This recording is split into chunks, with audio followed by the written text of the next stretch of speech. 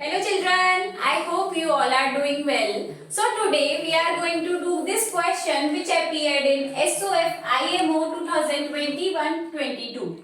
Okay, the question is read the following statements carefully and state true, T for true and F for false. Okay, so there are 4 statements and you need to check which statement is true or correct and which statement is false. So options are like this.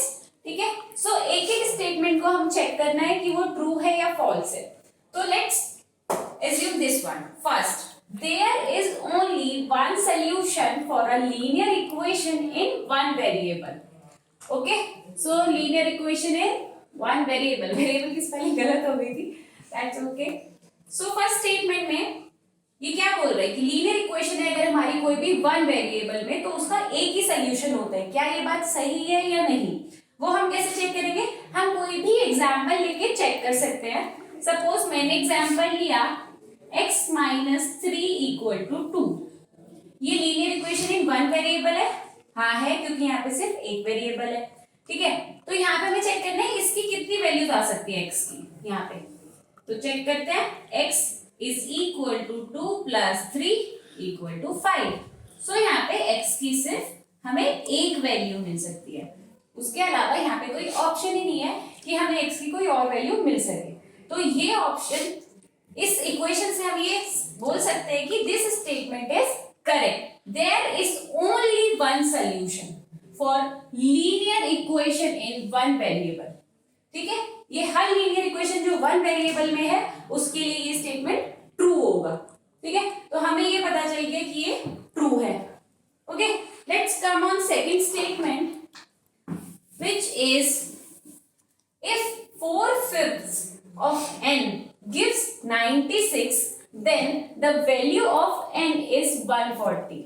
4/5 of n. तो जैसे जैसे ये statement हमें जो condition बता रहा है हमें वही यहाँ पे लिखते चले जाना है. 4/5 मतलब 4 divide by 5. 4/5 of n. Of n मतलब मल्टीप्लाई में n. क्या देता है हमें? 96 इक्वल टू 96. तो उसकी वैल्यू हमें n की क्या मिलती है? 140. तो हमें चेक करना है यहाँ से n की वैल्यू क्या आती है.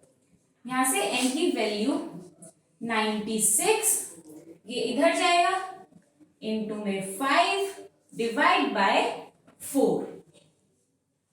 तो यहां से हमें n की वैल्यू मिलती है 120.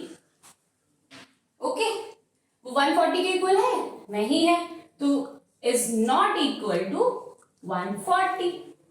सो ये स्टेटमेंट क्या हो गया? ये इनकरेक्ट हो गया, मतलब फॉल्स स्टेटमेंट है. तो ये हो गया हमारा फॉल्स, ये गलत स्टेटमेंट है. ठीक है, थर्ड पे आते हैं हम. थर्ड स्टेटमेंट में हमें क्या दिया हुआ है? इसमें भी हमें एक कंडीशन दी हुई है जो हमें चेक करनी है कि वो सही है या गलत है. ठीक है, तो पढ़ो. If the sum of two numbers is 36. Suppose हम एक नंबर मानते हैं, स्मॉलर नंबर हमारा क्या है? x. ठीक है, तो हमें दो नंबर्स का सम दिया हुआ है. Sum of two numbers is 36 and bigger number exceeds the smaller number by 24.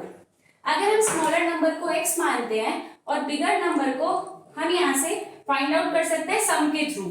तो बिगर नंबर हमारा जो होगा वो क्या होगा? Bigger number would be equal to, sum क्या है? 36 माइनस स्मॉलर नंबर x. तो ये आ गया हमारा बिगर नंबर यहां से. ठीक है, तो हम पे स्मॉलर नंबर है, बिगर नंबर है. सो अब हम इस स्टेटमेंट को लिखते हैं यहाँ पे. Bigger number which is 36 minus x exceeds the smaller number by 24.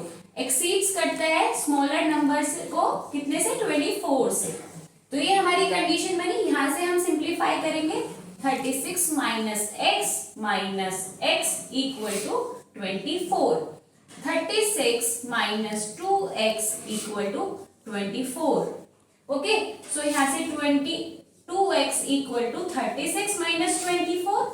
सो यहाँ से आपकी x की वैल्यू जो आएगी वो आएगी 6 सिंप्लीफाई करने पे. सो इस स्टेटमेंट में इन्होंने बोला हुआ है then the smaller number is 6। Smaller number हमने क्या माना था x, और x की क्या वैल्यू आ रही है 6, तो ये स्टेटमेंट करेक्ट है।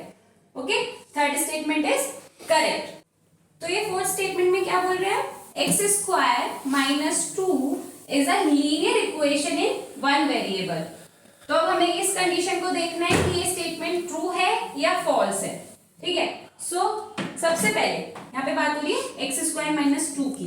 तो इस इक्वेशन में अगर हम डिग्री देखें वेरिएबल की, तो x की डिग्री क्या है, यहाँ पे डिग्री ऑफ x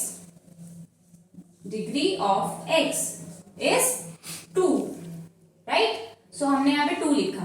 तो जब डिग्री 2 होती है तो वो लीनियर इक्वेशन नहीं क्वाड्रेटिक इक्वेशन होती है। ठीक है, so this would be a quadratic equation. This is quadratic equation, not a linear equation. Okay, so according to this statement, this is linear equation which is incorrect. So according to these analysis, you can find out the correct option true, false. So in C option, there is the many true, false. So the C option is correct. This is the full approach to do this question. But अगर हम एक और चीज यहाँ पे देखें, जब आपने फर्स्ट स्टेटमेंट देखा ट्रू है एंड सेकंड स्टेटमेंट देखा फॉल्स है, आप ऑप्शंस पे भी जा सकते हो। वहां पे आपने देखा कि first statement true A option में है एंड सी ऑप्शन में है, right, and the second statement false सिर्फ सी ऑप्शन में एंड डी ऑप्शन में है। तो डी ऑप्शन तो पहले ही निगलेक्ट हो चुका था फर्स्ट स्टेटमेंट से, तो डी ऑप्शन तो नहीं हो सकता। अब सी ऑप्शन में true first statement and false second statement, this condition is only in C option. तो you can directly opt the C option after analysing these two statements. उसके बाद आपको इन दो की जरूरत ही नहीं पड़ेगी अगर आप ठीक से एनालाइज करते हो तो। ठीक है, तो ये आपका यहाँ पे टाइम भी सेव कर सकता है ये चीज। ठीक है, तो आपको ये ध्यान देना है कि हमें कितना सॉल्व करने पर हम करेक्ट ऑप्शन के पास जा सकते हैं by elimination method. Okay, so this is the solution for this question. I hope आपको पसंद आया होगा। Thank you so much.